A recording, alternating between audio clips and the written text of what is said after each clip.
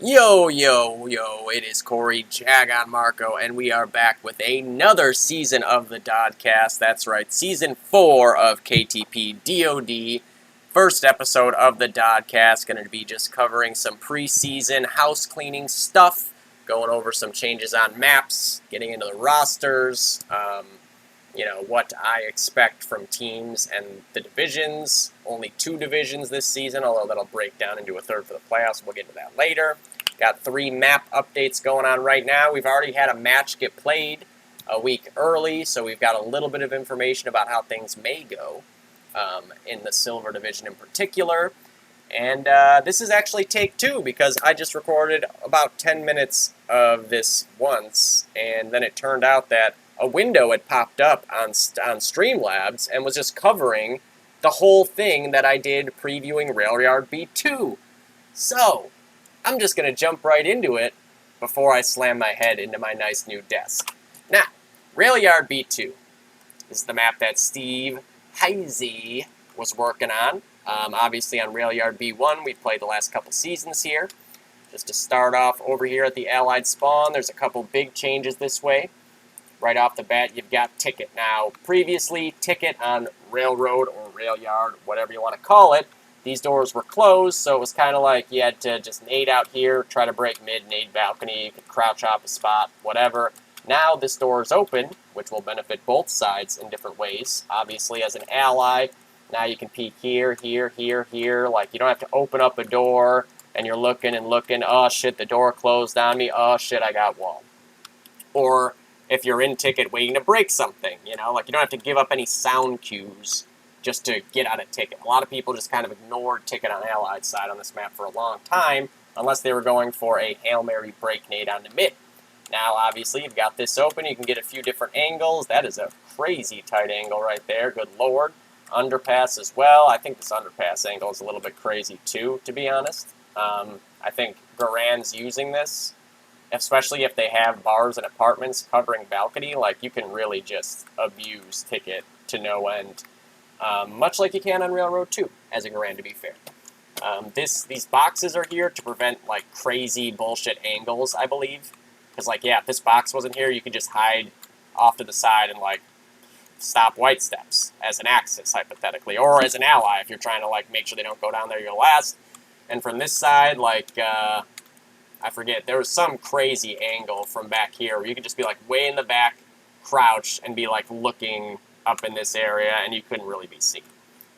So, Allied side, Ticket, way more useful now. Axis side as well. Obviously, you don't have to open a door to get into Ticket, and we all know how important it is to jump and prone dive for that Allied second flag when it comes to capping out. So now, no longer is it like, oh, there's a guy in Ticket, so they might be going for a cap.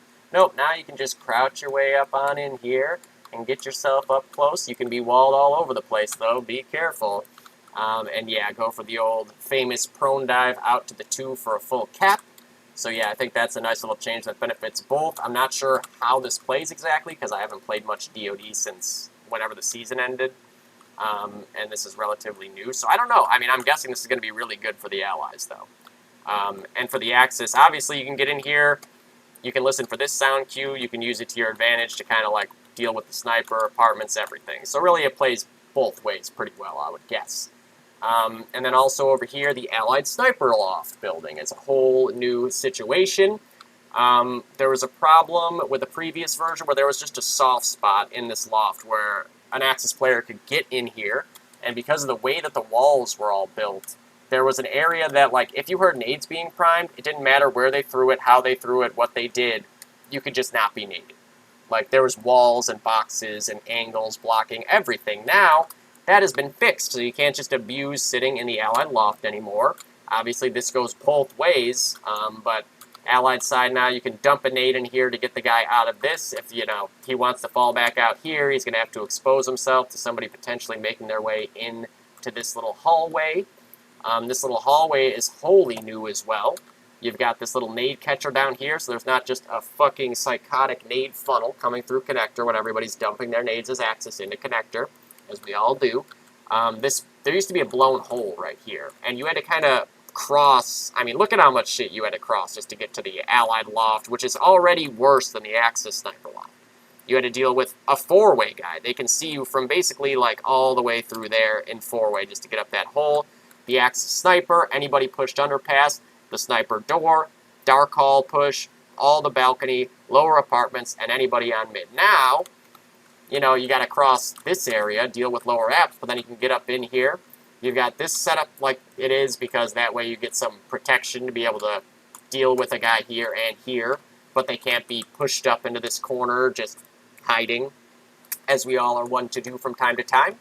And then this tight angle here, like it looks like maybe you can hide in it, but you can't.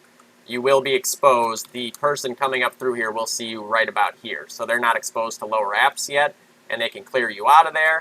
Obviously, on the inside of the loft, still the same kind of shit going on here. You can look loft, balcony, lower apartments. Come over here, look four-way in that ticket area. From up in the upper loft, you can still look at loft, balcony, underpass, four-way. Over here, you can get an angle into lower apps. This window was removed, which used to be just a really fucking absurd tight pixel angle where the sniper could scope into four-way, and it would look similar to this, only you'd be scoped in, so like a car could come around that corner four-way, never see you or have any idea you exist, and be blown straight back to spawn. So yeah, that's gone now. You got everything else that you used to have here. I think that this, again, I think helps allies, which is good, because I think a lot of this map played pretty severely Axis, especially sniping. Like, really, the sniping on this map is still, I would say, heavily Axis-sided, but I think it's much, much more even, as compared to Railroad 2, which is more Allied-sided, obviously. The Allied loft is insane. The Axis loft is pretty hit or miss. But yeah, so that levels things out. Also, the white steps situation here. Now, I was somebody who in the original Railyard was like, oh, this sandbag at the top clips sniper bullets. That's something that a lot of snipers talked about. So this got lowered significantly, which led to there being like almost no cover for people to cross white, which was insane. Even as an Axis sniper, after playing that a couple times, it was like, yeah, that's too much. It's too overpowered for the Axis sniper now. So this has been given more cover now. Everything's been changed around a little bit here dimension-wise. You still got this to get into, and you can just sprint across. I know most people are tempted to not actually sprint across. They'll say, I'll say it all the time, like, oh, I was just sprinting across, and I got, like, shot of their life hit on me. But in reality, I didn't sprint across. I stopped and, like, shot a bar sniper, too, and then moved across. Oh, no, I'm fully exposed and looking straight forward and moving at the minimal speed that you can move at without crouch walking. Really, it's best to just sprint across or do so at your own risk. I don't think, yeah, this was brought back up, but not all the way, which I don't know, like, even, again, as somebody who loves sniping Axis side of this map, I think maybe this going all the way back up to the height it was before to give the Allies more cover wouldn't be a bad idea. I can't, maybe it is, and I just, because I'm not a player model, I can't tell. If I was like an Axis player model, I could probably see how this looks looking down, but I'm not 100% positive about that. We shall see in actual practicality. I do believe that those are it for the big changes on this map. If I recall correctly, that is all of it. Yeah. Nothing in apartments, nothing on long. Long is definitely still the same. Four-way still the same. Yeah. We are good. So that's the Railyard changes. On the other side of things, and I'm pretty sure that this is the right version, but hey, if it's not, is it really my fault? Because this is what I was told was the map. I do believe this is correct. Okay, so we saw this in the little KTP preseason event that we had. This is the new version of Armory, and this version plays maybe, I think the only map that you could say is in contention for how fast this plays would be like Lenin, because obviously Lenin is just balls to the wall. Harrington is pretty balls to the wall in a lot of ways too. This map plays absurdly fast. Having watched one of the matches on that day, it was just like every life was a movie clip. So there's a lot of changes on this. Over here in Batcave, you got this little secondary way around the corner to deal with, you know, you can get up here and come around to throw a nade. Because obviously, rope alley, very, very strong to be peeking down into back cave. Everything has been condensed. That's a big thing, too. Like, this map used to be roughly the size of Murderette. You still have the feel of Murderette with the rope house, the big-ass bridge, the 2 snipers that are super OP on this map, but everything has been condensed to, like, half size now. As you can see, just looking at this, I mean, the old armory, like, the spawn obviously was also way over on this side, but, like, all this area was wide open. There was a little building here you could go through and all this shit, a little back hall to get over to the Allied first flag, which was, like, here. Now it's all shrunk down. The Allied loft is pretty similar. You've still got this little house you can get into, but, like, if you show yourself, you're going to get walled into fucking oblivion. This is the Allied spawn now. Lots of changes here. Kind of looks similar to the Axis spawn in a lot of ways. I think the Allied spawn, actually, no, the Allied spawn looked like this before. It was just in a different fucking spot.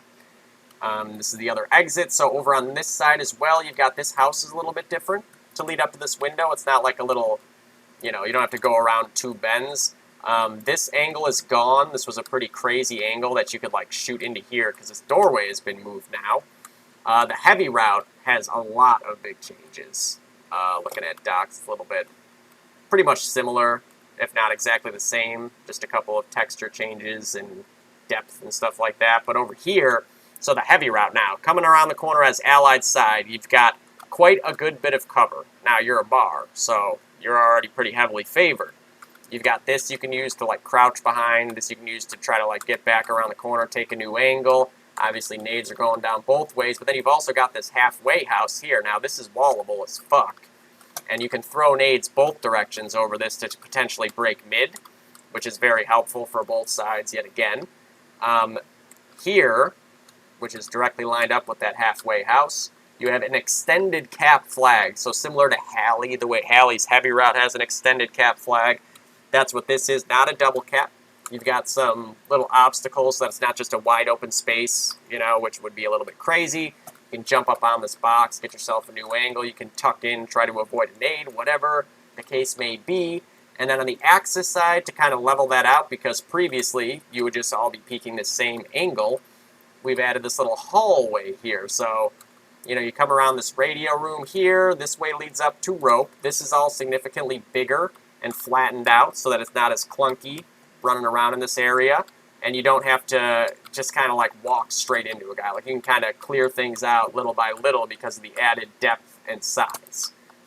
Same thing with, like, going back the other direction now. Like, you come around this corner, it's not just going to be a straight shot onto a guy who's standing in a very small place. Like, there's a little bit more to it. You got to kind of watch your back as a car up in rope or a sniper up in rope. But this side hallway, I think, was a really nice addition because STGs against bars are going to have trouble to begin with. You can kind of hold the cross onto the extended cap flag. You can take this secondary route, hold the push, hold up for that box, peek out this way, peek out that way. Kind of helps you do things piecemeal, checklist. That's how I like to clear routes. You kind of like peek, peek, peek. You're not just flying around the corner like a psycho, dying, because that's what happens when you fly around a corner willy-nilly most of the time. And then this room, still the same. Now this is pretty different here, coming down this way. This is what used to be the Axis second flag. It's not anymore. Flag total is down. 4 flags now.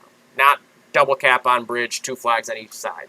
Down to 4 flags, extended cap on heavy route, double cap on bridge, first flag, first flag. So in this area, no more second flag. You got the square, it's been shrunk down. You've got this added window here to get the high ground, come in. You know, this is a good way to try to nade this area out. Before, there used to be no skybox here, so you could just chuck 50 nades up, and they'd all land perfectly. Now you can kind of come up this way, clear things out this way with your car, with your STG, with your sniper, whatever. You know, there's obviously a lot of angles to deal with, but coming around this way from Allied side, there used to be just a bunch of shit over in this range, and it was like twice the size of this. Now you just come around this corner, boom, here's the Axis first flag, here's the Axis spawn. This is the thing that leads to the Axis sniper loft, right? So, like, so condensed, way faster play. There's this room that leads over here. There's this Axis spawn exit. This is the actual Axis spawn itself, as you can see. Coming on up this way, that's the main exit. There's also this little side hall over here. Lots of crazy shit in the match that happened in this area. So many movie clips. This is the Axis Loft up this way. You know, same shit, different day for the Axis Loft. Now, this is that little U-Haul. I forget if that's what this is called now. I don't remember, but it was definitely like U-Haul before. Now, this angle's gone. You used to be able to come into this doorway here, and you could see into back cave, and it was kind of bullshit to snipe from, especially. Like, cars could do it too, but now, like, okay, you can see some of bridge, but that's it. Which I think is, again, a good change. It's taking away a super OP spot, making it more even. You've got this Susie hallway, whatever you want to call it. You've got a little bit of nade protection here, because people are going to be throwing nades, obviously. Hop on into this little area. You could try to ninja into this area. I definitely saw people trying to do that. And then you've got this secondary side hall to get a new angle onto bridge. Or if you get by here, you want to prime a nade to try to break it. Obviously, you're dealing with an allied sniper still, and sniping allied side of this map is pretty fucking sweet. Up here, you got Jules, you got Hudson. You can get up onto this ledge here as well, which, like, you could boost up here, because you can get here on your own, obviously, so not a bad idea if you're trying to ninja cap and you can pull it off, boost a guy up into the loft, see if he can sneak on down. I believe this is a wall bang here. Yep. So, you're an Axis sniper going up into the loft. You think a guy might be pushed into this long hall. Why not? Boom. There's definitely people getting walled through this in that match. I don't think anyone died, but lots of damage being done. So, and then over here, so on this rope side, we've got this platform here. And much like on Old Murderette, which again I think is a good change to bring back, you can jump off onto the bridge now. Like you come up on here, you can jump off onto the bridge. So no longer is this route just wholly cut off from the bridge. Like, if you're up here on either side, you maybe need to jump off to help cap. Maybe you want to jump off and take a push from a new direction because they're like, oh, so-and-so is pushing heavy route to radio room. And then it's like, oh, why are they all of a sudden on our end of bridge? Well, it's because you can jump the fuck out of rope alley onto the bridge now. All the geometry and stuff over here is, I believe, the same. You still got these little ladders over here, this sandbag, this big old box, the ledge.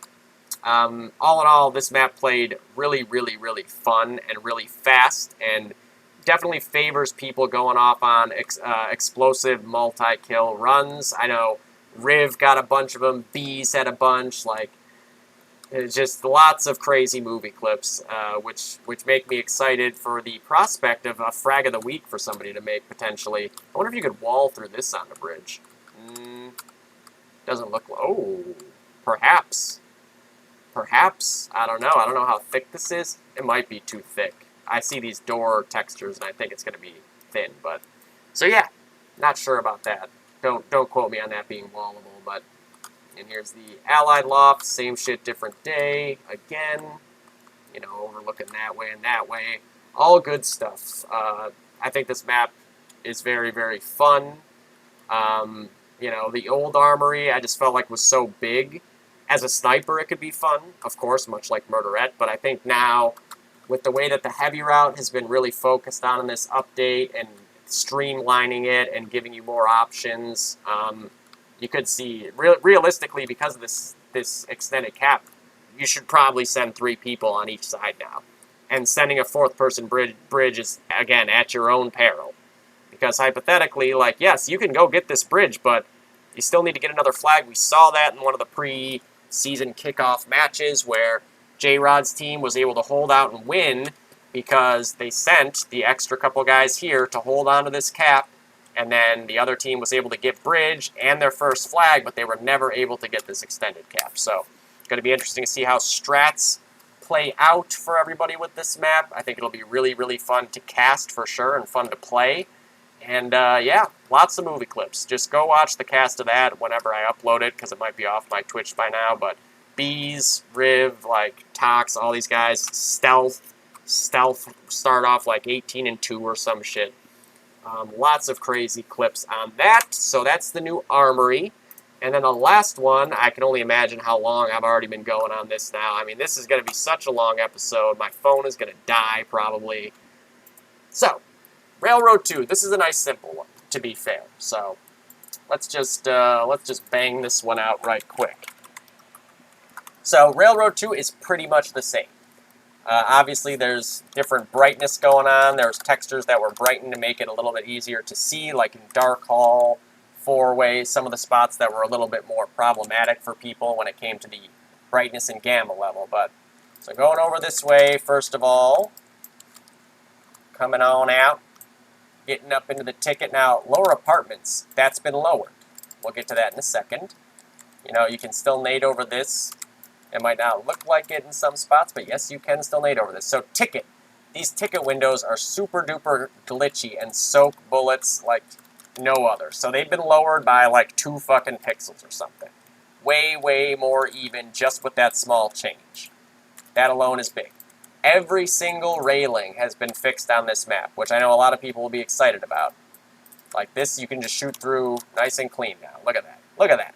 I mean, obviously you clip these little edges, but I don't think it actually like soaks damage. Yeah. Maybe at a certain angle it would, but yeah.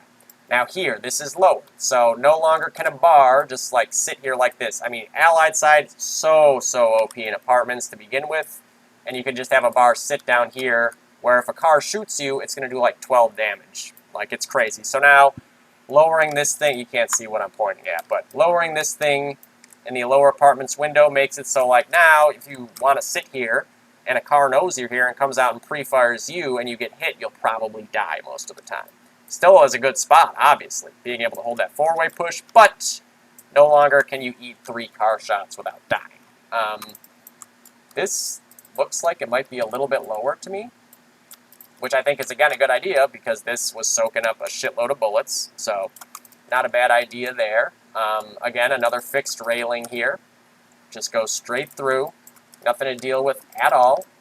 And, there's another big one. Oh, Dark Hall is now much brighter, as you can see. Different floor.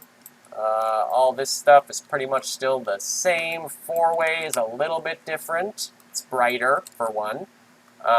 G-Box now has some lemons on it, which is nice. I don't know if that's going to lead to a new call for it or what. I know I heard someone talk about this like being something you get caught on, but it doesn't seem like it anymore. Like, this seems to be exactly as I remember it, unless maybe they were talking about the old Railroad 2. You got caught on it and you don't anymore. Either way, it's a good thing. That looks brighter, of course. Underpass brighter. That's all good, but this is another very good change, I think, for the balance of things, because as anybody will tell you that's played this map enough, Allied side sniping is super OP. I abuse the shit out of this loft. Every good sniper abuses the shit out of this Allied loft. It's just really good regardless. However, there was another aspect of it that really made it impossible. This sandbag was glitchy as fuck and would soak car bullets and sniper bullets and just, like, you could just get hit in the face in Allied Loft and survive over and over again. This has been fixed. There was some kind of texturing problem and modeling problem with this sandbag to where it was extended literally, like, you see what it looks like? It was extended, like, out to here and then all the way out to here. So, like, you could sit here like this and be looking into the loft, and if you got hit, it was still clipping straight through the center of a sandbag. So this spot here, that is a spot I abuse to no end, is now going to be not the best spot in the world. Like, obviously, you get the first shot off and you kill them, that's great. But if you don't get the first shot off and they hit you first, you will die now. That sandbag is no longer just going to be like a bulletproof vest for every Allied sniper, which, again, I think is good for the balance, because Allied sniping on Railroad 2 is one of the easiest fucking things to snipe on in the game, on any competitive map. I think most snipers would agree. So now you got a little bit more balance there. You know, obviously, I'd say the map overall is still Allied-sided. This helps bring it back a little bit more towards the center. This helps bring it back a little bit more towards the center, as does that. We all want balance. We don't want to have to play maps where it's like, well, I guess if you score 1,002 points on your Allied side and the other team scores 1,000, then you win. You know, the way that Lenin used to be. Lenin used to be so severely Allied-sided, it was just, let's get pushed up to the Axis spawn and ace them and cap out over and over and over again. Now, you're seeing a lot of teams win their Axis side more often than not. So, I think overall this is another good change for the state of the game, the meta, the balance of both halves on this map. And all 3 maps look pretty interesting. I assume that Armory will play Allied-sided for the most part. unless teams maybe start sending a car to the heavy route to balance out with the bars. Obviously, good players on certain guns can just bring it all back around. Like, you have a sick car going any route on armory, they're going to do a lot of damage and can just negate the allied side favor, you know? So that's something that is completely a variable to take into account rather than it just being necessarily like allied side is heavily favored. So that is all the map changes. 100% map changes done. Looks like I'm lagging a little bit on screen, maybe. I'm not sure.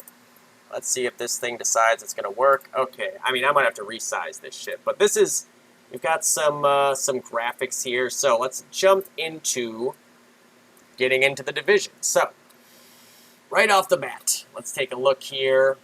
We've got silver and gold. Now, as I said earlier, silver come playoff time will be split into silver A and silver B, silver 1, silver 2, whatever you want to call it. Similar to how it was in Season 2, I believe it was, that we did that. Then Season 3 had bronze, I think. No. Season 2 also had bronze. Season 1 was silver A and silver B. Or maybe, no. Season 2 split. That's right, Season 2 split. Okay. Too many seasons now. I'm losing track of shit. So, as you can see here, we've got our silver rosters for the season. We've got our gold rosters for the season. We've got a little bit of comparison here between the two. Things that have changed, things that are still the same, things that are completely new teams, all that stuff there.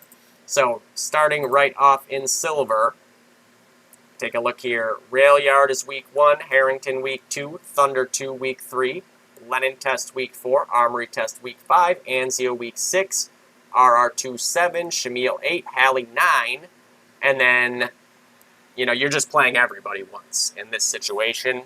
And then it goes to the playoffs, I believe, from there. Yep. So the top 4 are in silver A. And then the 5 through 8 seeds are in silver B. Is there 9 teams? Yes. So it looks like one team doesn't make playoffs. I assume that's correct.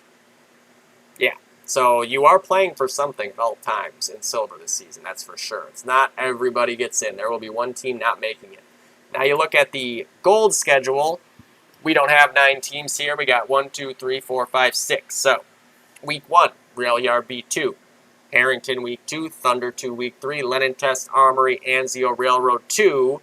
And then what happens is ranked matches for those last 2 weeks, which we've done, I think, the last 2 seasons. Not Season 1, but 2 and 3, where it's like whoever's ranked first heading into that week will play whoever's ranked second. Whoever's ranked third plays ranked 4.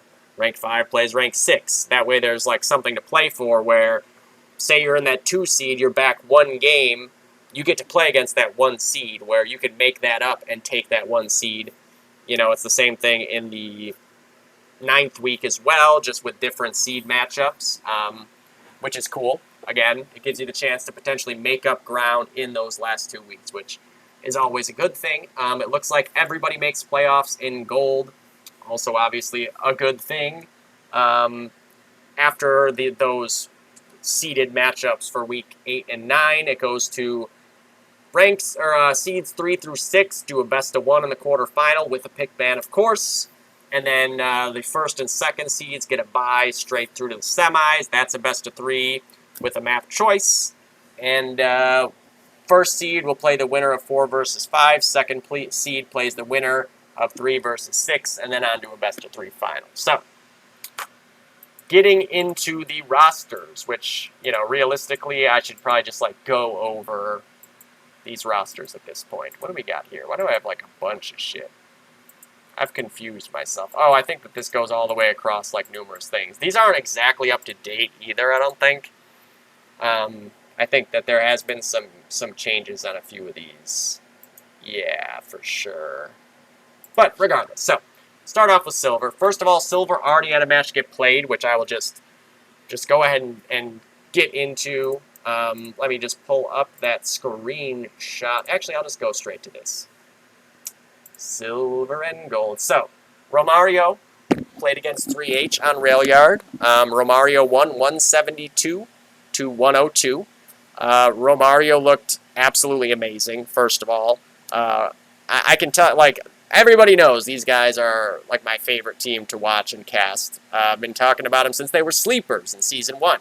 And their roster has just continued to develop. They've kept playing together. They scrim all the time. They care about the game and putting in the work and the time towards getting better. And it shows every season. They have just continued to improve and improve. Last season, they pulled a championship out of their hat in bronze against a highly favored Spicy team, Spicy didn't lose at all up until that point, and Romario came out, were able to pull off the upset in the finals, looked amazing. They've got most of that roster back, if not all of it. I think it's all of it. It might be different starters in a few spots, but, Romario came out looking amazing in this first week of the regular season against 3H. Rafinha, in particular, which you can watch the cast, start off I think it was 18-3 at one point, or 20-5, something like that. He top fragged overall. He looked insane. The guy he's been insane every time he plays. We've all been talking about this in Season 1. Rafinha is the guy. He's the big prospect in DOD, the big young player. He can't be as active, I think, sometimes, which is the only reason why he's not just, destroying everybody at all times. I think people have even managed to forget that team has him on it at the moments where he hasn't been able to be active. And then he showed up in the finals and dropped bombs and stuff. You think okay, we know what this team is, and then Rafinha comes back and is just dropping, guaranteed 60 kills per match. He's so good.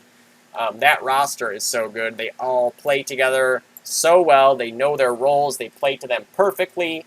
And they are going to be a team that really has to be dealt with by everybody in Silver this season. I think that they are a huge dark horse to potentially win Silver. Silver's very stacked this season, I would say. There are definitely, there was chatter in the Twitch chat about, teams are gold teams, this and that. There are definitely a few borderline teams that ended up in each division. I'm not an admin anymore, thank Christ, so I don't know exactly how that worked out. If I had to guess, I would say that those borderline teams ended up, there was a vote about it or something, where it was decided who would go where. But anyways, back to the match, so I need to open up these screenshots. Where are they is the question.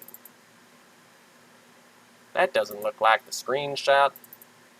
There it is. Okay, so, first half, you had 36 on Rafinha. I'd say Rafinha was the MVP in the end here. 36 and 24. 30 on Vanicky. Vanicky looks like he's going to be heavying this season. We've seen him car-bar in the past, Stas-bar. He Stas-barred in this match for a lot of it. He was 30 and 24 with the bar. 27 and 13 on Burn. Burn, the train master. Again, I think he ended up 57 kills overall. 27 and 13 on Allies. 25 on LZL. 27 on Mand, who was the first sniper in a match to get to play this new railyard allied loft, and he looked like he really enjoyed it. 27 and 16 is a great KD ratio on allied side of railyard. And then Matt 15. And on 3H's side, they were missing some starters. They had Jane, of course, getting into play in her first official match. The lineup was Jane, Warchild, CK, Modgers, Austin, and Piff. Austin top fragged on Axis here, 35 kills. Austin, obviously a ridiculous sniper, always has been. Looked very sharp in this match. CK, 25 and 36. Johnny, Warchild, 23 and 25. Modgers, 21 and 26. Piff, 20 and 27. Piff, a newer player, a heavy. Looks like he could be a really, really good heavy, too. He's got a lot of potential. He's definitely somebody to look out for. In a game where there's not as many heavies as there are rifles and snipers that are really good. So he's a guy to keep an eye on for potentially being, a big breakout heavy this season. And Jane, 5 and 27 on Axis. Romario won that half 68-25. I am pretty sure that the screenshots can't be seen right now, but maybe if I just go like this. Yeah. So there you go. Take a peek at the screenshots there. Rafinha top frag. Austin almost caught up to him in the end because Austin got on fire. There was quite a few movie clips in this game, too. Rafinha, in particular, had some nutty Garand clips. I know Johnny had a couple of really good clips. Warchild. Matt on Allies had a crazy clip. Modgers, I kept saying Matt during the cast, forgetting that there's two Matts in this game. And then Austin had a bunch of movie clips both halves too. So second half here, Romario ended up winning this half 104-77. 3H actually, really, they could have ended up winning this game. So they were down by 43 after the first half, and they came out looking really good, and they ended up capping out at one point. However, the problem is that after they capped out, they got instantly capped back on within, I believe it was 36 seconds. So, like, if they had been able to take that cap, work that momentum, get mid, there was quite a bit of time left. It's possible that even after that point, if they had held mid out, it could have been close enough that they would have been able to get the win. I'm not positive. I didn't do the math at the time, but regardless, Romario did not crumble to that pressure. They were like, you capped out on us. You've got our backs against the wall. Well, we're going to go ahead and put yours against the wall instead, and just reversed, immediately capped back. Burn with the top frag in the server on Axis side, going train 30-19. He's a train specialist. Legendary on my cast for that. Rafinha with 28 was second on Romario. Top fragged overall, got the overall MVP. LZL, just always rock solid. You know what to expect from him as a rifle, too. 26 and 25. Man, again, 26 and 17. So consistent. He sniped exactly the same both halves. Did a great job. Vanaki ended up on the Stas, 25 and 31. Going apartments on this map. Tough, but, you know, he made it look a lot easier than I would. And Matt, 12 and 17. And then on 3H side, Jane, 9 and 21. 10 flags. And a 3K movie clip right at the end of the game, which was pretty awesome. Got 3 headshots to finish out the game strong. Warchild, 27 and 25, hit a few absolutely absurd shots on allies that I was able to catch on stream. Rogers had like a fast 5K that I didn't see happen live, like watching him, but I caught it on the death notice. I'd like to see that clip. CK, 21 and 33, Piff, 29 and 22, top frag, great half with the bar. Him and Rogers did their job, and Apps holding it down. And Austin, 22 and 27 on the sniper. I mean, in a half where your team has to go cap out multiple times. You cannot afford to sit around with the sniper. So Austin was doing his job, trying to push up, be a part of the offense, and work the team back in. Almost managed to pull it off as a team, but in the end, Romario was too strong. They kept it together, 172-102, opening up the season with the big W against 3H there. So let me get back onto this little thing here. That is the one recap there is, because that game was played a little bit early, but getting back into just the teams and everything here, let me open up this little roster image we've got. So, for Silver, right off the bat, we've got NOA, just to get this out of the way. I don't know anything about NOA, so I'll be very interested to watch them in any matches I possibly can right off the bat. Because it's always interesting when a new team pops up. You had CIS pop up a few seasons ago, and then win a championship in the bronze or the silver too. I forget which one it was at the time, but I'll be curious to see how NOA does. I don't think Eclipse is the DOD player Eclipse that I know, so I'm assuming these are all new guys. Same with Meep, that's a name of a DOD player, but I don't think it is the DOD player. So we'll see how they play. I'm very curious. I will cast whichever matches of theirs I can as soon as I possibly can, because I want to see what these guys are bringing to the table, and then be able to see how they progress from match number 1 on through the season, what kind of time they're able to put in and everything. Because we've already seen with a few teams that come in fresh that if you put in that time and effort and can weather the storm of just how fucking broken this game is and frustrating it is, and the fact that as a new team of new players, you're going to get your ass handed to you for a while, if you can do like CIS did and just be like, all right, we're going to get stomped, but we're going to keep playing the best teams we can, that's how you get better. So we'll see what goes on with NOA. On the Saab Appreciation Society, which is great, you got Scotty, Saigon Blue Rain, Manor, Toki, Yanni, JN, Nightmare, and King Yo. This is like a mixture of a few different teams. They are all European players. There's a lot of talent on that team. Obviously, the big one being Nightmare. Nightmare, who, has a very strong argument for the best sniper in DOD. It's probably between him and Patton. Yeah, it's going to be tough to contend with Nightmare just in general. I don't know if he will snipe or not, but if he is, that's going to be something everybody in Silver has to circle on the schedule, because if you don't have an answer for Nightmare, it won't matter what anyone else does. He will drop 80 to 100 kills on the sniper rifle and just shut down a map. So that'll be interesting to see how that team plays. They've all played together at different times. I think that they are a team that could very well potentially win silver. They've got plenty of ability and plenty of team chemistry to be able to do so. I'm not sure if JN is able to be active. I know with work and everything, I'll have to see if I can find out about that. They only have 6 players on the roster, so it's the only reason why I bring it up. I mean, they can always get ringers too, obviously, in this community. Ringer opportunities are always there. But yeah, I'm very interested to see them busting out in silver.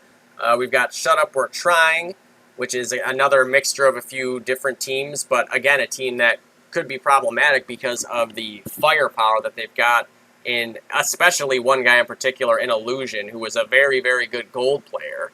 And now he's going to get to play in silver here, be looking to put these guys on his back. You got Nicholson, Nightmares, Illusion, Stark, Big Willie, Yarrow, Bo, G, Pizza Hut, and Trance. You've got quite a few good players on that team. And if they can kind of put it together, glue it all together, get the teamwork going, stay relatively active, they could be a team to watch out for as well. And then 3H, the next new team in silver that doesn't have any sort of this was a roster last season, whatever, is Modger, CK, Austin, Defrag, Piff, Warchild, Jane, and Alopex. So that says Scorch. That's not up to date. You can see wherever it is, teams. Yeah, there we go. So this is the actual updated roster. Modger, CK, Austin, Defrag, Piff, Warchild, Jane, Alopex, Coffee, and the Bear. You got a lot of good players there. You got a lot of gold players there. I would assume that they are one of the teams that was on the borderline, that had to be voted on where they were going to go. Obviously, lost the first match. They were missing Defrag for that game, so that's a big player to not have. Defrag, who I've talked about this multiple times. I didn't understand how he was going as late as he was in drafts. There's a reason that his teams were then just going and winning. I know that in the one draft, I had him going in the 3rd round. I was trying to get him in the 3rd round, and then the draft list, changed drastically, and then I didn't realize I hadn't got him until he was off the board, when I was like, wait, Defrag is on the list? I'm sorry, what? Which was a huge disappointment for me at the time. But yeah, Defrag is such a good rifle. Obviously been playing the game forever. Not just in his skill, but in his understanding of the game. So you throw him back in the lineup. 3H is looking really good. Again, lots of players that are gold caliber players here, but overall it depends on the lineup, of course. You look at even just Thunder. We have a bunch of people on this roster that don't touch DOD. Hudson doesn't touch DOD anymore. I guess we don't have Pat on here really. Steve, I don't know where he is anymore. He fixed Railyard V2 and hasn't been on since. John hasn't played since... Well, he played last season. That's right. He played for Jedietta team last season, but not as active anymore. Ace fills in for us whenever we ask him to, but doesn't really play DOD. So you never know, looking at a roster, what that's going to entail and who they actually play with. But yeah, I know there's people talking about this team is a gold team, this team is a gold team.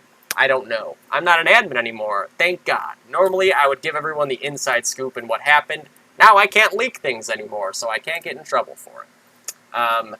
Going on to the teams that have had some changes, so getting right in with Romario here.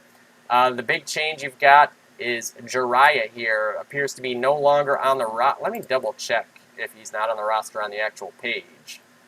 He is not. Okay, so you got those guys in green here are all the guys that were on the bronze winning team last season. Lobaton, Vanaki, Zaps, Matt, LZL, Mand, Berinia, Byrne, and Rafinha.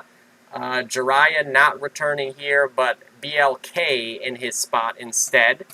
Like I was just saying before, I think a big dark horse in this division. And, they're guys that will put in the time and effort to being prepared for every matchup, every week, every map. All sorts of chemistry, which is really, I think, the most important thing in this game. Obviously, it's not quite as strat heavy as a game like CS is, but your team chemistry matters. These things really come into play. Communication matters. Understanding your teammates and their tendencies and the ways that you can support each other in game. Not emotionally support, although that also can help, but support each other in the play styles. Covering up for your team like you're the 4-way car, covering up for your train guy. In apartments, you lose your apartment teammate. You don't want to just push out of apartments so that then the other team gets it back, and then your respawn teammate comes back and walks into the meat grinder, but hey, you're still alive, pushed off onto white steps, and you get one extra kill. Like, these are things that Romario do seem to really understand. They understand the minutia of the game and the team play in the game, and I think that that's why they continue to improve, putting in the time and effort, so much skill. I'd love to see Rafinha be active for the whole season. I think he can just be absolutely insane, potentially be the MVP of Silver, honestly. When all is said and done, he's just so good. We'll see if that happens, of course, but only time will tell. Next up, you got No-Go. So on No-Go now, you can see the little chart here. Deidro, Koi, Apple, and Spoon returning from last season. So much different team. Overall now you've got, of course, wait, was Sapphire not on the team last season? What team was Sapphire? Oh, she was on Jetty. That's right. She was on Jetty. So yeah, no. Not the same team at all in that regard. Also, there's another added player here in Code, which I believe is Miller. Miller the Ninja. Halloran, also from Lawn Chair Mafia, Pandemic. Lots of different teams over the years. Good rifle. I'm just going to go over to this page where the roster is fully up to date for now. J-Rod, obviously, coming into the fold here. That's a big pickup. You can make an argument. He's the best third rifle in the game. You got guys like him and Candyman that I think are pretty regularly seen as like the big guns of the third rifle class. There's a few other people that play the third rifle, but kind of like switch off and on. Sometimes they're carring, sometimes they're not. Those are the two big main third rifles. That's like their class. So that's a big get for No-Go. Spoon, one of the best heavies in Silver every single season with No-Go. Matthew, one of the best players in Silver, period. Deidro, able to play like every class too. Sapphire, really underrated rifle and what she's able to bring to the table. If Miller's going to be playing, this is a former invite rifle.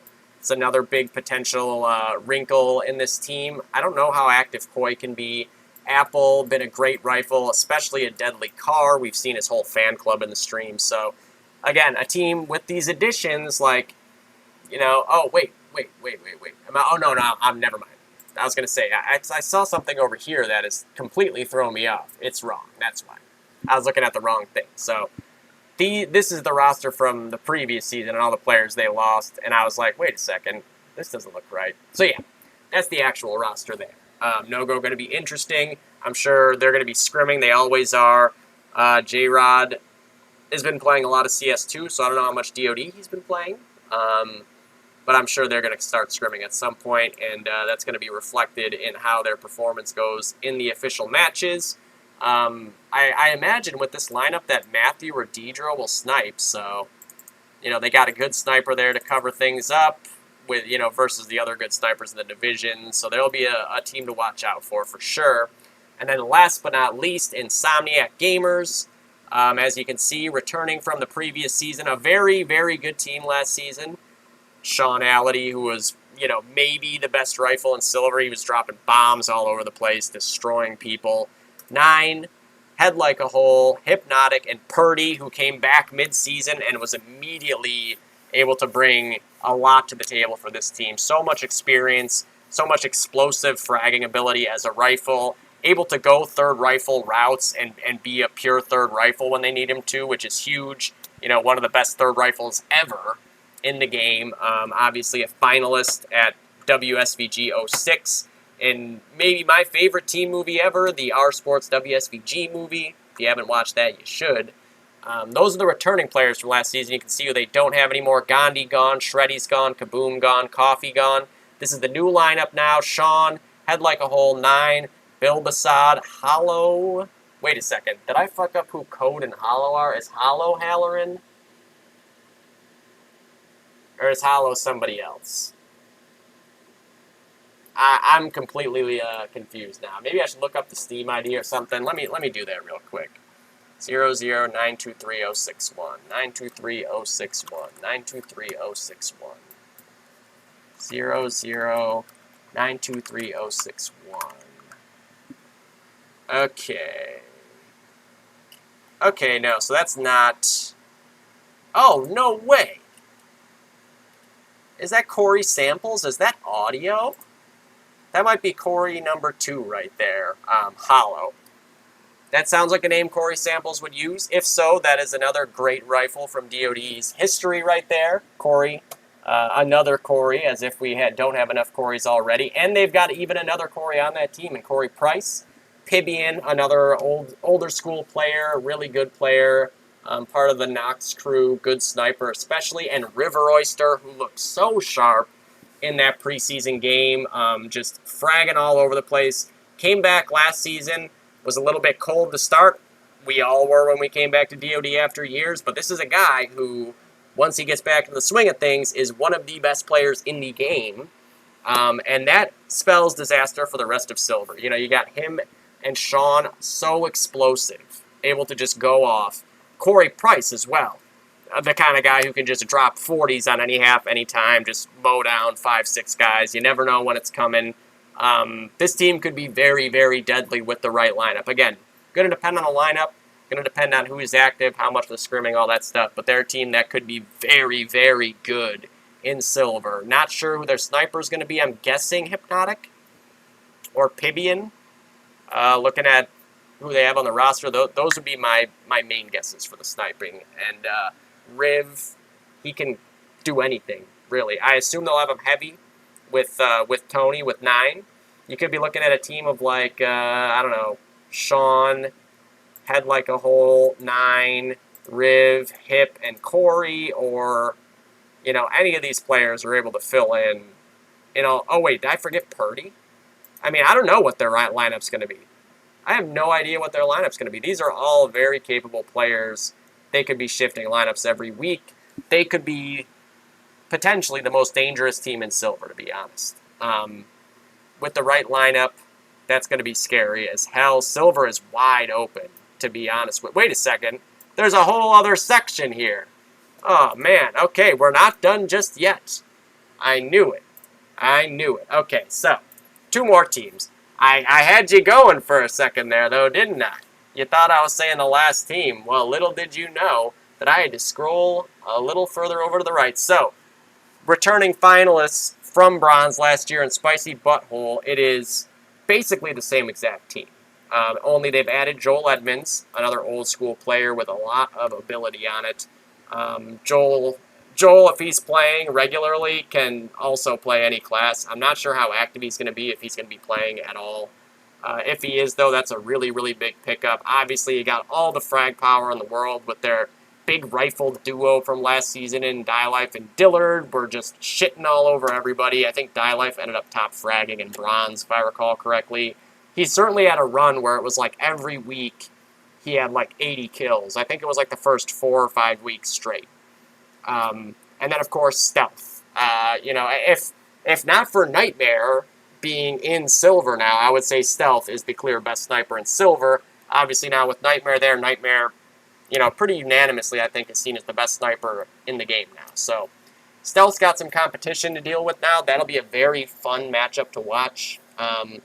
You know, Spicy Butthole, now I guess known as Doing Business as Blank, DBA. And I think you relatively know what their lineup will be overall. And they have that added chemistry for having played a whole season together. You know, same heavy duo, same rifle team, same sniper. You've got some reliable backups in there who you can slot in and will always be able to perform whenever necessary. Obviously, taking that step up now, it's no longer bronze and silver. Everybody's in silver for the time being. And I think that they can compete with anybody in silver. They're another team who, if you think that just because they were bronze last season, that like they're going to be a weaker link, no. They too have numerous gold players on this team, a lot of them, and players who are not just gold but are very good gold players. Especially the initial 3 that I mentioned. Those guys were just dropping absolute shit bombs everywhere the whole season with consistency. And they will do the same this year, I can guarantee it. This season. So yeah, they're another team to look out for. They're active as hell. They're committed to getting better as a team. Continuing to play together with the same core players and putting in the time. very dangerous. Any team that's willing to do that is going to be very dangerous, because that's kind of the thing that DOD doesn't always have in spades now. Like, there are some teams that play a lot. There are some teams that just show up for matches. There are some people that 12-man all the time, some people that scrim all the time, some people that just show up. And teams that are willing to scrim together as teams as much as possible will automatically have a one-up on the people that don't.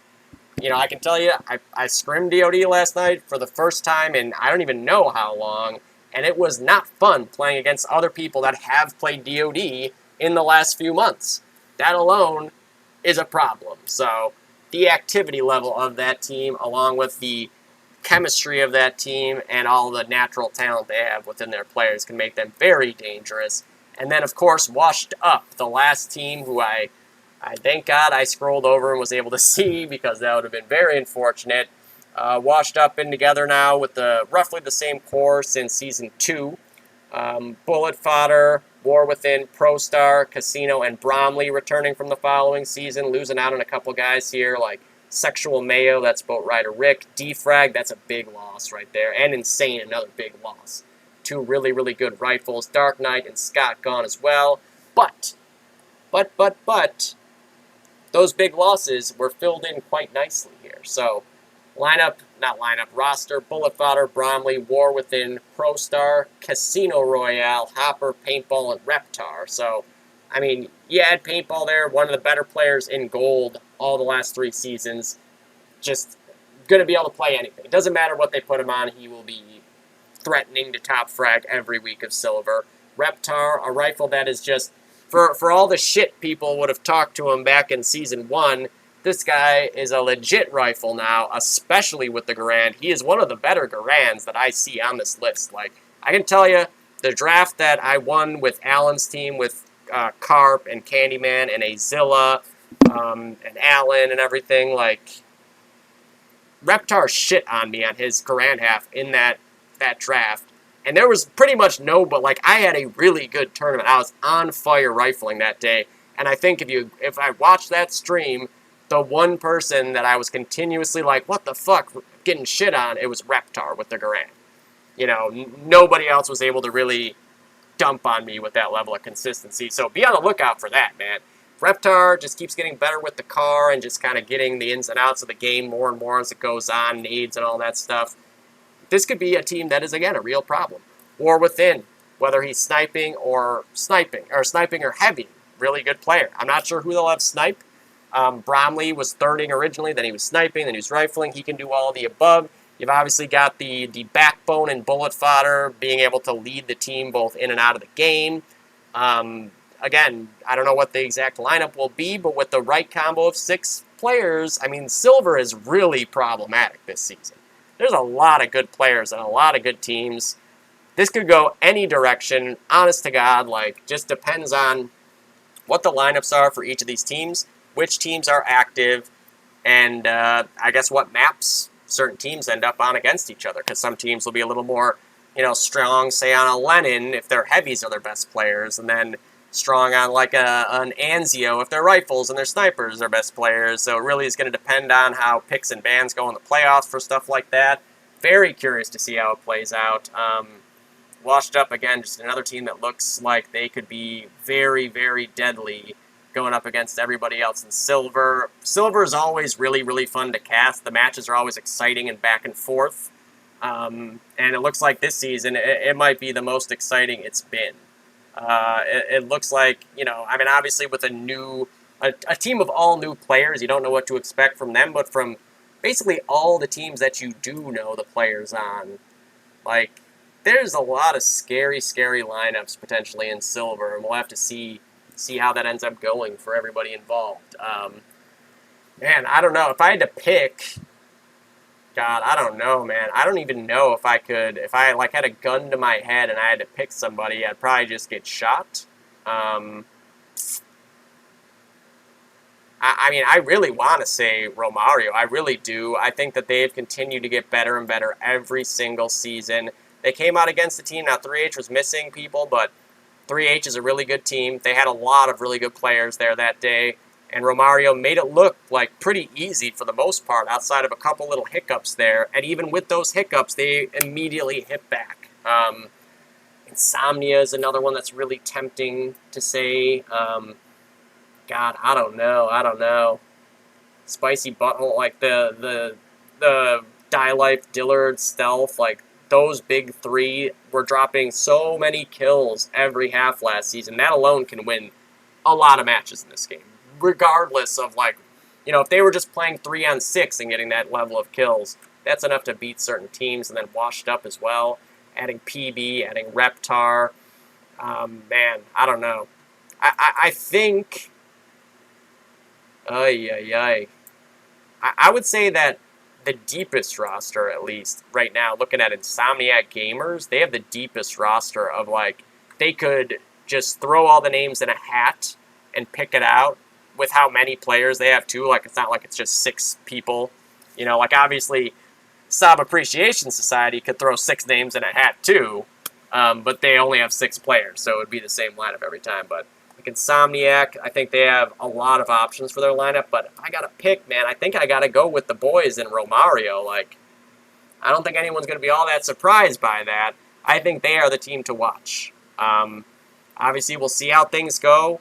It was just 1 week, not a full 3H lineup exactly, but I'm optimistic to say that I think Romario would be capable of beating anybody in silver. App always matters, of course, but, they're going to have people gunning for him, too. That DBA, Spicy Butthole, want to avenge that finals loss from last season. That team in 3H, when you look at their roster, you think, like, that's a team that probably you would predict would win. So they're going to want to go out and prove that they've got everything to lose and that they are the team to beat. All these improved rosters, like I said, Insomnia has a lot of really good players. Sob Appreciation Society is arguably like all gold players. Washed Up, all those changes so good. I don't know. I'm going to go with Romario just to keep things consistent, though.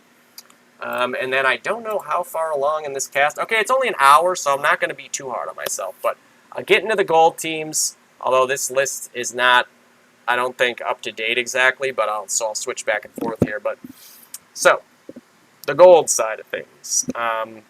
First off, I think every team has changes, so I don't really need to do things in order of that. We'll just go left to right. Actually, we'll go right to left. Because, okay, yeah. First off, Thunder. Now, Thunder, the returning champions from Season 2 and 3 in gold, of course, my team. The big change that you have coming out of this team right now, and is that correct? That it's Brad isn't on the roster anymore? Fusion? Yeah, I guess not. Okay. So, we lost J-Rod. J-Rod, staple of the lineup since KTP's been back. Third rifle, brings a lot of aggression to the table. Thunder loses that. That's a big wrinkle in what makes Thunder work well as a team.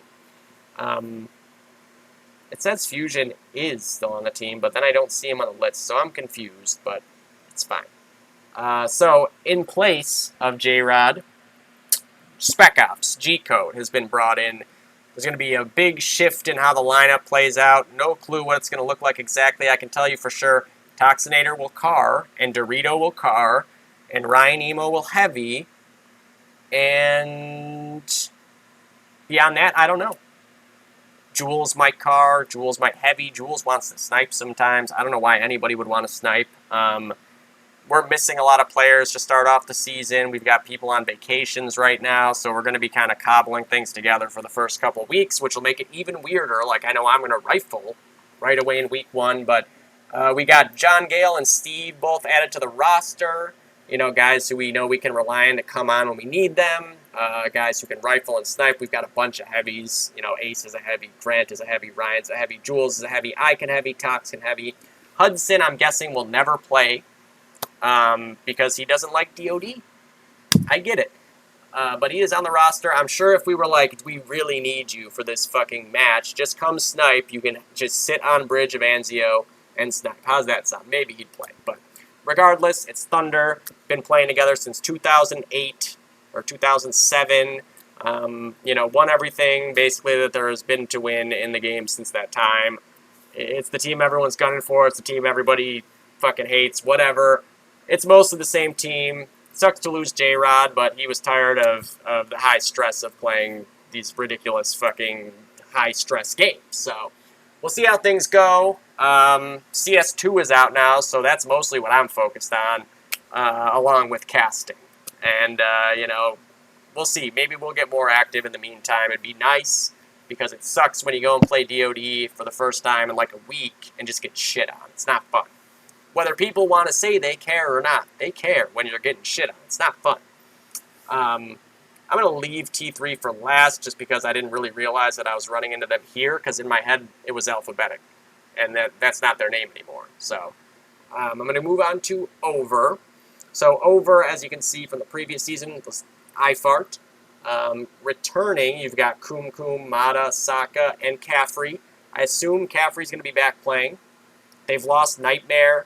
They don't have SQ or SZ, which I love seeing those guys back playing again. No more Jizz either, which is unfortunate. No more Manor. Jizz was always one of my favorite players in the game. I loved his movies especially. But the actual roster now, Kum, Mata, Saka, Caffrey, Moore, Demon, Ana, and, just to get things fully up to date, in actuality, you've got Till.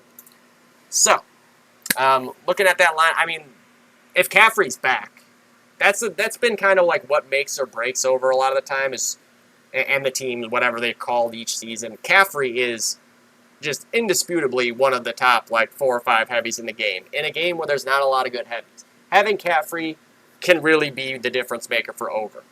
Kum is really a rifle. Like, he should be rifling. And when he is rifling, he is so tough to play against. Saka as well. Always, he's never heavy. He's always rifling. But you have Kum and Saka rifling. That is tough to play against. Like, those guys are really good. And then you have Caffrey on the heavy, and whoever else is going to heavy.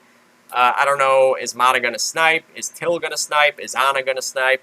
I'm not sure what Demon plays. Moore is predominantly a rifle. We'll see what the lineup's going to shake out with that roster, and if Caffrey's back. If Caffrey's back, this is a totally different team, because then you've got another scary player to deal with on the heavy side of maps too, and one that can out-heavy most of the people in the game. It won't take him long to get back into the swing of things after time off either. I would love to see Caffrey come back. He's just such a good player, good dude. We'll see if that happens. If not, we'll see what the lineup shakes out as, where they're putting everybody. If Kum's going to heavy still, I think they have mostly rifles anyways, so I would imagine that would be the case, because he was heavying for the first couple seasons there. But yeah, that's a team with a lot of talent on it. Just depends on the lineup and the map, and the activity level, of course. Where are we now? I'll leave Icy out as well. We'll go to Clinic now. So Clinic, Season 1, undefeated, win the championship in silver. Season 2, they move up to gold. They pick up Debo, who doesn't really play all that often. They beat Thunder in a game, which was a huge highlight and a huge upset, maybe the biggest upset that there's been since KTP has existed. Then they go back to silver last season. They go undefeated again. They end up losing in the finals to Lads on Tour, which, whatever you want to call it, an upset, because the team was undefeated. Obviously, Lads on Tour was a really good team. I think leading into the season, everybody kind of figured that was going to be the finals. And it ended up being there. Lads on Tour just with the better team that day. Lineup-wise, it is mostly the same. You got Tomfoolery, Candyman, Suave, Carpenter, Vic, Insom, and Stark. And then added to the mix now here, too, you've got Allen, Wanka. I don't know how much Nick is going to play. Wanka, another old player and a heavy that was good. And Element, big pickup there. That is a big difference maker. Element, who you could argue was the best player on PMC in Season 1 and 2, and would definitely be one of the 2 best players on Why So Serious. If not the best, it would be between him and Justin Lynch. Those guys were just both so good all last season, regardless of what Why So Serious was doing in regards to, like, trying and stuff. Like, those 2 guys were always putting up numbers. So, Clinic, a team that was able to beat Thunder, and obviously go just completely unblemished in silver for 2 seasons. They are no joke. Again, a team that has played together forever, continuing to play together. I don't know how active they are now. If they're still as active as they were, like, in the first couple seasons, that's also really good. You got Carpenter, who I would argue is a top 3 sniper in the game. You got Candyman, who I would argue is a top 2 third rifle in the game. And then that's not even getting into their best players. before this season, which is Insom. Now you're adding Element as well. Those are 4 big-time fucking studs. Suave has been one of the top fraggers for them at all times on the rifle as well. And then Vic on the heavy. Whoever's going to heavy with him, is it going to be Allen, I assume? That's what I'm assuming. I don't know. I mean, maybe they're switching shit around. Maybe some people aren't actually going to be active on that team compared to the past seasons. I don't know. Is Wanka going to come back and play? If Nick comes back and play, that'd be sweet. We'll see what goes on with that lineup, but that is a team that was unbeatable in silver. Like, they were just above and beyond everybody in 2 seasons of silver. Very capable of beating anybody in gold, and especially with these potential upgrades to the lineup, adding to the players that are already so good on that team, and the chemistry level that they have from playing together for so damn long. Clinic could be a big-time dark horse in gold. I think that they were probably another, I think them, Chill Pill, and 3H, and I forget who the other one was that I thought would have been the other like team that could have been in silver, could have been in gold. Maybe it was Sab Appreciation Society. Maybe? I'm not sure. I mean, this is speculation on my part. This is in my own headcanon, what I thought. Because, again, not an admin, thank God. So, nothing I've got is an actual secret, but if I had to guess, it's so nice to not actually know anything again. I can't get in trouble for anything I say. But, again, that was my assumption that those were the teams that were debatable between gold and silver. So yeah, I look forward to seeing what Clinic brings to the table this season. I love watching their players play. Carpenter is maybe my favorite player to watch in the game now. He snipes the way that I try to snipe, and is better at it than I am, I would say. So yeah, it'll be interesting to see how active they are moving forward and what the 6 is that they end up deploying each week. If Insom can be around, like most of the season or all the season, that's a big difference maker too, because I know sometimes he can't be as active and stuff, so we'll see what happens with that going forward. Then you got Chill Pill. This is a very interesting team as well. They're listed here as like having been lads on tour, so players that they've lost, well, no, players that they still have. You got Chi, you got Timo, and I don't know who Fat Guy is. That's Baron, okay. So Chi, Timo, and Baron. So it's just 3 from the Lads on Tour roster still. The actual roster now, Arachnid, Chi, Booten, Gall, Baron, Timo, DB, and Insane.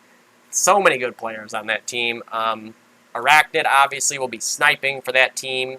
Although DB can snipe too. I'm not sure if maybe one of them is going to play a different class and that's why they have 2 snipers, or if one of them can't be as active or what.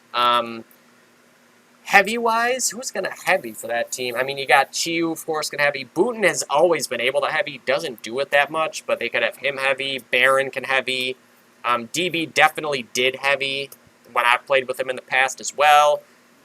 Rifle-wise, though, Booten, Gall, Timo, Insane. I mean, what? That's a crazy 4 rifles, however they end up being, which 3 end up playing or whatever. That's a crazy batch of rifles right there. Like, those guys can all take over the game at any point in time.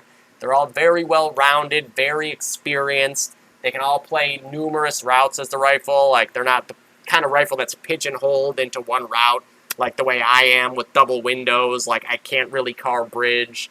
I can only really be effective carring Anzio from double windows. It's like, there are players like that who they are good as a class on a map on this route. Not just overall, like, yeah, I can rifle on Anzio anywhere. I'm a fucking double windows car, and I suck at bridge. These are all rifles that can play anywhere. I've seen them all do it. I've seen them all play each and every one of those routes. Some of them are more specialist at certain routes than others. But yeah, I'm not sure exactly what that lineup will look like, because natural heavy-wise, it's just Chi. I assumed that, like, Milo would join this team at some point. It doesn't look like he has. I forgot to double-check these rosters on the actual page.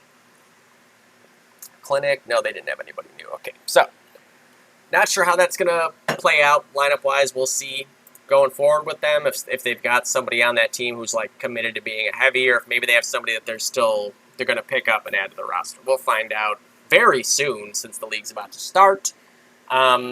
Next up, of course, one of the other two teams in the big three in gold. Those three teams that are always just fucking killing each other in these close games that take years off of all of our lives. It's icy hot. So icy hot, the players remaining from the previous season: Jesse, Kanga, Sick, Bees, Vertex, Tony Compton, The Bear.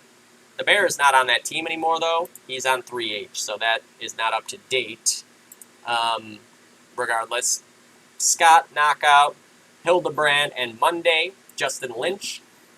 No longer is Matthew there. He's back on No-Go. Spy, I don't know if he's playing. He's making their movie, which looks really good, though. So, this is the team. I mean, really, if they end up being the most active of Thunder, NSA, and Icy Hot, they will be able to beat those teams. No doubt about it. Look at the players on this team. The general roster, you figure with them, at least from last season, was Sick and Vertex and Kanga. Well, Kanga kind of rifled and heavy, but Sick and Vertex definitely rifling. Compton definitely heavying.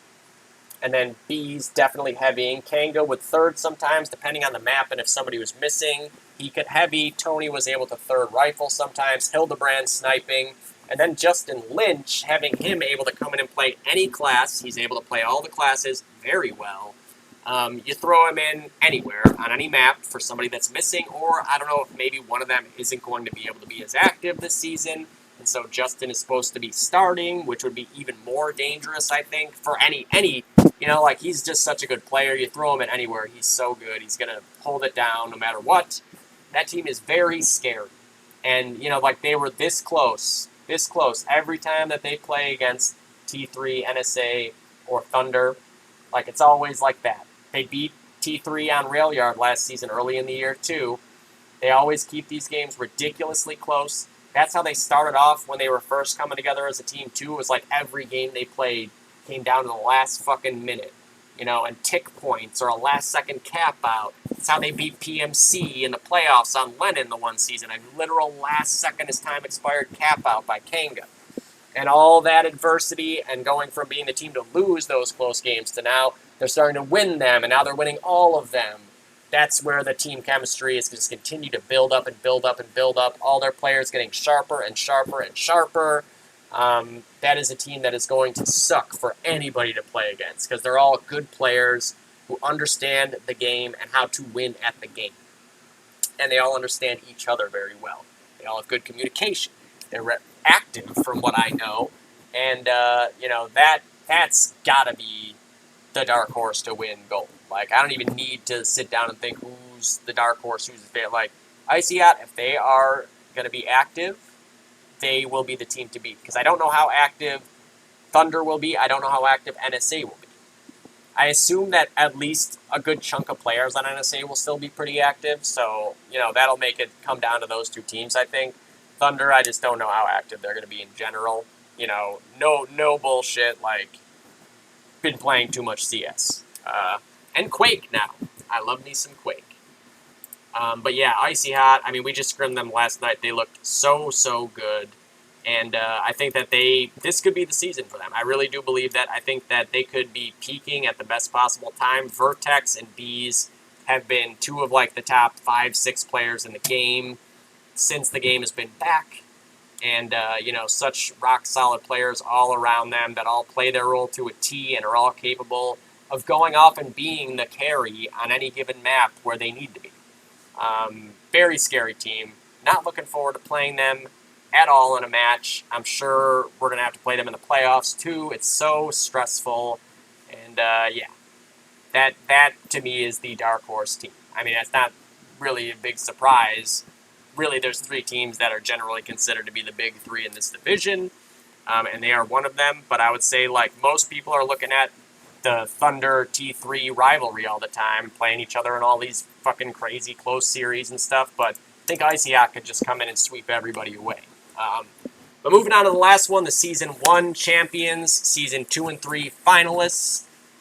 No longer with the same team name, no longer exactly the same team either. They are now known as NSA. They no longer have 50, who is, he played every once in a while. He was a really reliable, good backup. He's not on the team anymore. No longer is it Till's toxic team. Till has taken the toxicity over to Over. And now Team NSA, PDX, Taylor, Leo, P12, Patton, Bud, and now newly added to the roster, Debo. These guys, they're the team to beat all the time. PDX, I'd say general consensus, best player in the game. Taylor, once he started getting active again, immediately shot back up to one of the top 2 or 3 heavies in the game. They've got all people that are good at controlling the game, like within their own team. Guys who are good communicators, guys who are good at directing the people around them, good at covering their teammates' backs, good at understanding their role and how it evolves throughout the course of each individual match, on each route, on each map. Like, these are guys who understand the game very, very well and are able to take advantage of each and every mistake that you make and able to create their own openings as well. They are just such a well-rounded team, no weaknesses on it. Again, with Nick Patton, arguably the best sniper. It really comes down to him and Nightmare. PDX, arguably the best player. Leo, arguably definitely one of the best rifles. And who did I not say? Bud. See, I don't know what this lineup is going to be. I don't know what the situation is for NSA right now. Just looking at it from here, I would guess Taylor and Bud will heavy. I know people mostly look at PDX as a heavy, but I actually think he's even more valuable with 2 nades. I think that his nades are just so good. He has the timing on them so well. He understands the pace of the game and what's going on, all that minutia within the game, like the meta game going on. We've seen it against us millions of times where we're like this close to full capping and PDX gets off just a miraculous break nade, like in the last split second before a double cap would finish capping. I think that him potentially on a 3rd rifle, he can car just as well as he's going to Garand anyway, so it doesn't really matter whether he's a 3rd rifle or a car.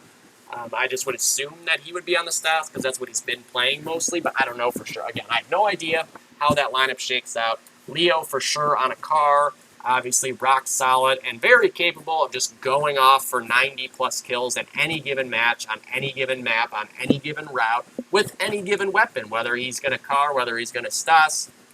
The guy's a machine. Patton, just a movie clip factory as a sniper. Bud is the perfect complement to either a PDX or a Taylor as a heavy, because Taylor and PDX typically liking to take the point, able to really be aggressive and just frag out. Not to the point of insanity, like they're just pushing forward aimlessly into opposing players, because nobody does that and is successful. But they're the guys who will go off for the 45, 50 kill halves. And then Bud is just the perfect complement to that. Say what you want about that play style. Every single heavy team should have a Bud and a Taylor/PDX. They should have a guy who you can rely on to cover for that other heavy as they go off and try to crack open whatever route they're on with a 3K, a 4K, push up to the first flag, whatever they can do to get a multi-kill streak, and then be able to count on the Bud of that heavy team to be there holding down that route, not just giving up the route because they're like, oh, well, my heavy partner pushed forward as fast as they could, I should do the same. There is times for that, and Bud also knows when those times are too. You're not just going to catch Bud sitting somewhere, static just because whatever. He is another guy that's been playing the game forever at the highest levels and understands all the ins and outs of the game and the strategy behind it. Every second of the game, what's going on around him, what's going on the other side of the maps, etc., etc. I just think that to me, every team that I've made, I'm forming it with that same structure in mind from a heavy team. That's the way that I look at things. I think it's the best way to go about it. It works for T3 clearly. Whatever configuration of this roster they go with, if they do pick up somebody else, I don't know if they will. I know that they've certainly been trying to. I'm sure if they do pick up somebody else, it'll be a good player. I don't know. We'll see. Obviously, the roster's a little bit, they don't have as many people as any team would like to have, because then if you're missing 2 guys, you're kind of fucked. If you've only got, I think they have 7, right? Yeah, 7. So, and P12 hasn't really been active, I don't think, since, season 1? I'm pretty sure was the last time that Evan was really playing consistently, so Yeah, really, they have 6 right now. And, yeah, I imagine that they're working on picking up another player or two, and I'm sure whoever they are, they're going to be ridiculous. That team will always be the team to beat in the gold division. And, again, I don't know how active they are now. I don't know how active they will be. I don't know how active they plan to be or want to be or whatever, but regardless, they will be the team to fucking beat. That's just the way it goes in this division since KTP has been a thing. So yeah, I mean, I've already said for gold what I think the dark horse team is, what I think the favorites are, and everything. It's not really that big of a surprise or a plot twist or a spoiler. Yeah, I mean, it's going to be an interesting season, I think, in both divisions. Silver is so wide open. There's a lot of good teams in gold. I think that it's another season where anybody can beat anybody. You've obviously got the big 3 that there have been since Season 2 still here and trying to beat the shit out of each other every single time they play, to the point where I'm probably going to die at age 40 now because of all those games. But, yeah, going to be interesting to see how it goes moving forward. As far as I mean, this was really just supposed to be a Dodcast for a preseason preview. How long is this right now? 125. All right. I'll do some predictions, but I'm not going to get too crazy with these predictions because I really don't want this to go on forever. But I also don't know that I'll have time to do a whole other Dodcast to do this. So this is going to be a little bit less detailed prediction than I normally would do when I'd have like separate weeks where I'm not doing preseason and then a whole other prediction video. So I'm going to try to keep this like an hour, 45 minutes. I think I'm capable of doing it. Right off the bat, let's look at, okay, so Romario already played 3H. We got Saab versus Spicy. We got Washed Up versus Shut Up. Insomniac versus No-Go, I'm going to say, is the silver match of the week of the ones that are left. So let's get into Washed Up versus Shut Up. Where's the rest of their team name there? Where are they? Shut Up, We're Trying. Okay, there they go. So, Washed Up, Shut Up, We're Trying, Railyard. Don't know, again, what the exact lineups are going to be for either of these two teams. Oh, 3-sided quarters on Washed Up, too. I didn't get that added player when I was looking at the wrong sheet, so it's fine. Oh, and also you got Aim Tech on Shut Up, We're Trying, which is another good player. So is Trance. He's a good player, too.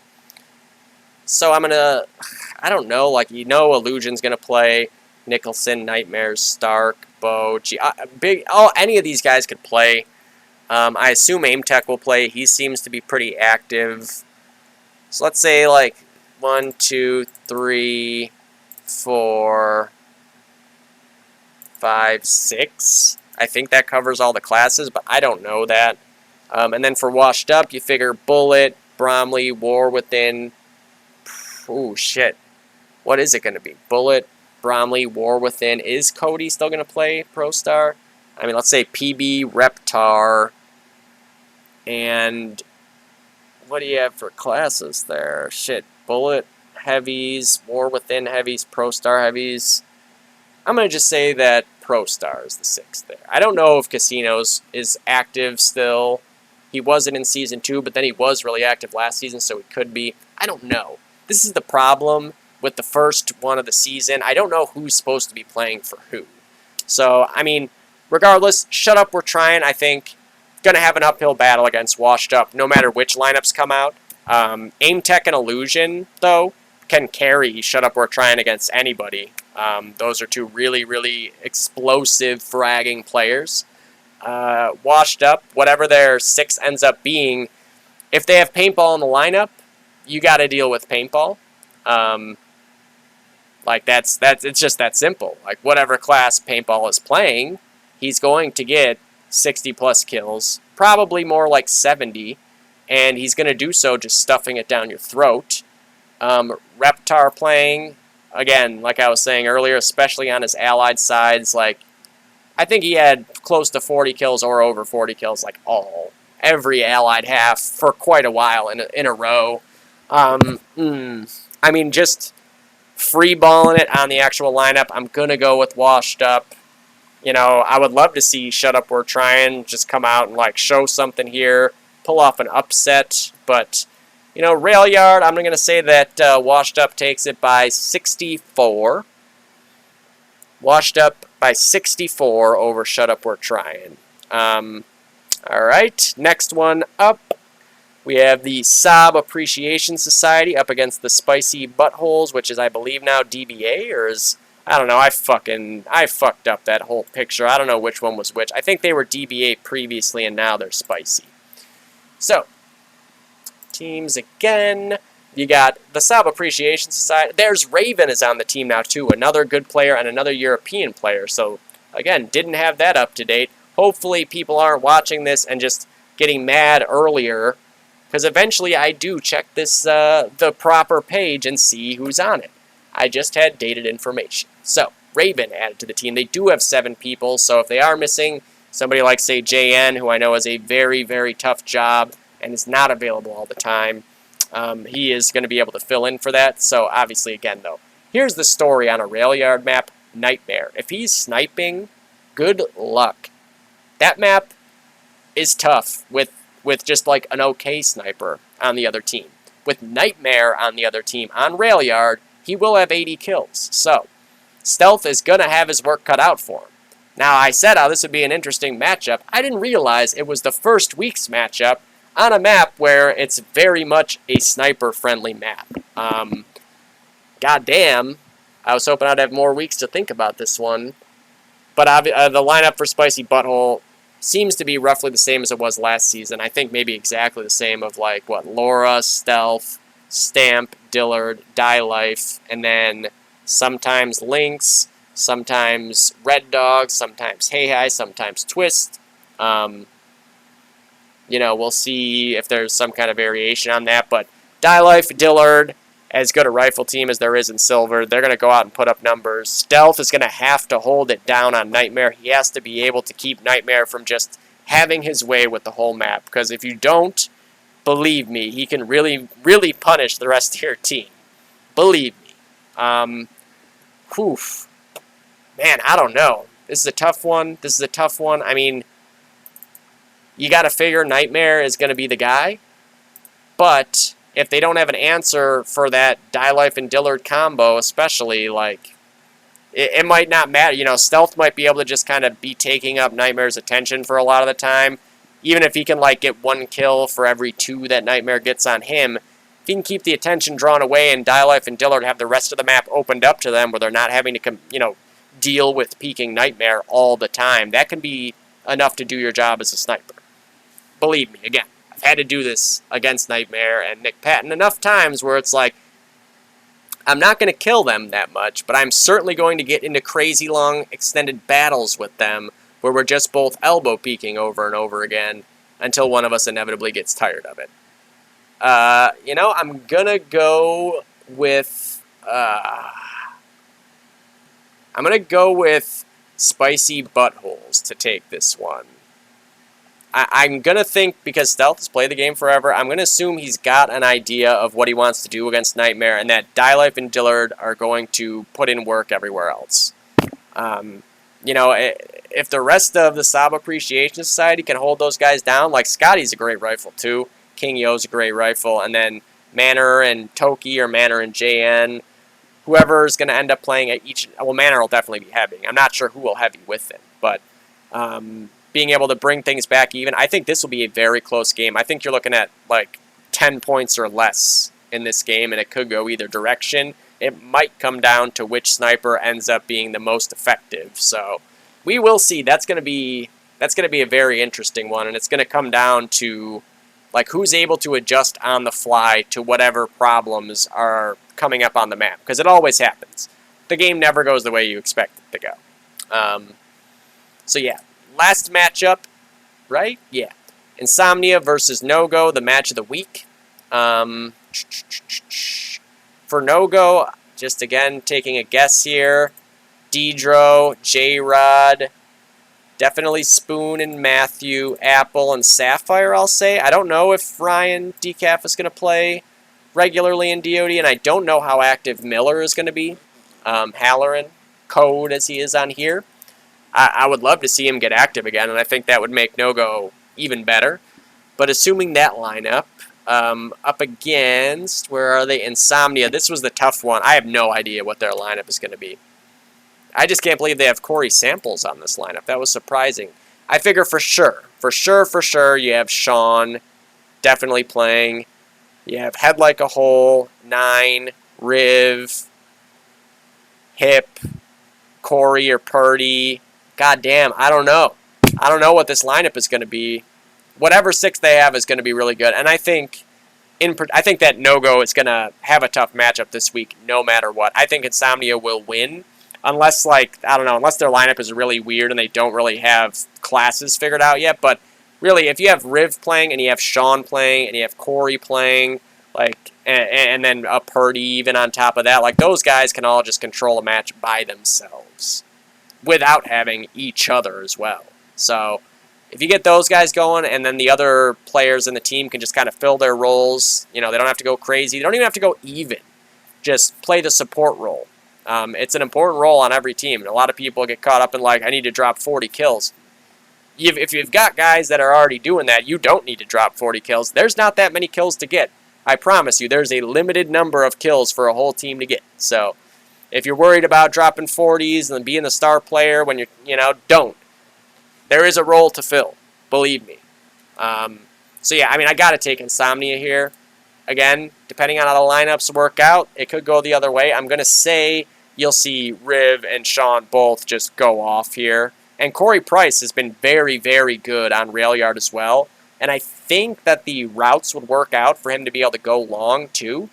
So you'd have him and Sean both on a map they're very strong on opposite sides of the map. And then Riv in Apartments.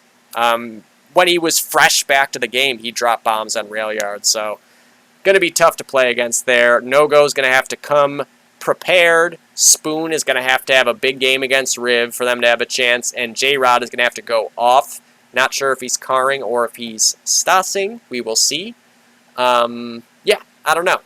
I think that they have the talent to be able to do it, and they're definitely scrimming sometimes. I don't know if Insomnia is, but yeah, if No-Go can just find a way to get control of, like, the four-way area, because if Sean is just flying up four-way on both halves and getting, like, basically beyond the midpoint to where he's picking off 3 guys at your spawns over and over again on the train side of things, and then you have Corey Price at sandbag spawn and the Ivy spawn, you'll just never get out of spawn. Like, there's just no way around it. You have to be able to control at least one of those, preferably both, and have a strat to do that. Now, in a matchup like this, I would almost, but then you got Riv and Apartments. Like, they've got a big gun on each area of the map. It's so tough. Spoon against Riv is a big matchup. Matthew, I assume, will be sniping. So, or Deidro, whichever one, but I assume Matthew will snipe. And he'll have a big job to do because he can kind of neutralize those rifles. And then J-Rod, of course, the big gun on the rifle himself. They're all going to have very good games here. We've seen them all do it. A Spoon, I know, on this map has a few times just gone insane. So, not out of the realm of possibility. I'm going to go with Insomniac by, I'm going to say 97. Insomnia by 97. Just a random number. I like pulling random numbers out of my ass. Okay, so moving on to gold. Thank God there wasn't the full list of matches to go with here. I'm already doing more than I said I was going to. Let's just get into it. Thunder versus Clinic. Good luck, have fun. Clinic, again, I don't know exactly what their lineup will be. Just off the top of my head, I'd say it'll be like, if Insom's there, Candy, Suave, Carp, Vic, Insom, Element. But any one of these other players could be filling in a lot of those spots. That's a really strong lineup. For Thunder, it is, I believe, Tox, Jagon, Ace, Grant, Jules, and John Gale. Yes. Dorito and Ryan Emo are both not in town for the first week for sure, and I think Ryan is gone for the second week, and I believe Tox is gone for the second week, and Brian is back. So yeah, it's going to be a whole crapshoot. We've already seen this happen before, guys. This is just a replay of Anzio in Season 2, and I think Clinic will probably win this game. I said it that week, Tony was on here, and he felt very confident that week on the Dodcast, and I was like, I don't know, man. I think that we're going to lose. And it was like, but it's Anzio. We never lose on Anzio. And I was like, I got a bad feeling about this, and I think we're going to have a problem. And I'm thinking the same thing this week, I got to tell you. I don't feel great about it. It certainly helps that we'll have Toxinator there at least, but I don't know. Oh, and Jules, obviously. Tox and Jules, we're going to need them to just carry the shit out of the rest of us. Okay, so, moving on. Which one did I just do? I did that one. Okay, so, Over versus Icy Hot. Over versus Icy Hot. Now, I can tell you right now, Icy Hot looks very good on this map. Over, taking a stab in the dark again, Kum, Mata, Saka, Caffrey, Ana, and Till, I'm guessing will be the lineup. I don't know what class everyone will necessarily... Let's just assume Kum, rifling, Saka, rifling, Ana, rifling, Caffrey and either Till or Mata heavying, and then the other one sniping. And then for Icy Hot, it'd probably be Jesse, Sick, Bees, Vertex, Tony, Hildy. Unless someone's missing, then you'll get a Justin Lynch in there. You know, Sick, Jesse, and Vertex on the rifles. Mitch and Tony on the heavies, unless Tony's going to go train like he did last season against T3 for them on the third, and then Kanga will heavy. Yeah, I mean, you gotta take Icy Hot here. You know, as I said during the whole preview of each team, Icy Hot, I think, really has the best chance to win this season. Just with a little bit of turnover in the rosters on Thunder and NSA and the activity levels and stuff, I think Icy Hot is primed to take this shit. All they have to do is just stay on top of the game, be active, keep developing as a team, get yourself sharp heading into the playoffs at the right time, peak at the right time, and I think they're going to win. Over still could surprise a lot of people if they put the right lineup out there, but I'm going to say Icy Hot takes this one by like 100. Just based on the scrim we played against them yesterday. That's my prediction, and I'm sticking to it. I'll say 100 to 115, somewhere in that range. And then the last one, which I'll say is the match of the week. I'm very curious to see what lineup Chill Pill deploys up against NSA. So for Chill Pill, again, they seem to have a lot of rifles. I'll hope I'm close here. Arachnid, Chi, Booten, Gall, Timo, and DB, because I think DB can heavy. Unless, like, somebody who doesn't typically heavy is planning on starting it heavy. I don't know. It's very possible.